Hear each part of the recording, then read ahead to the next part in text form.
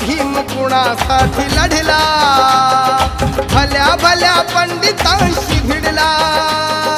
तुमचा नवा इतिहास घडला,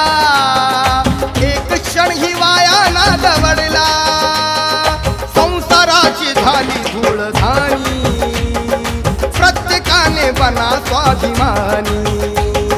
प्रत्येकाने बना स्वाभिमानी, मानी प्रत्येकाने बना स्वाभिमानी।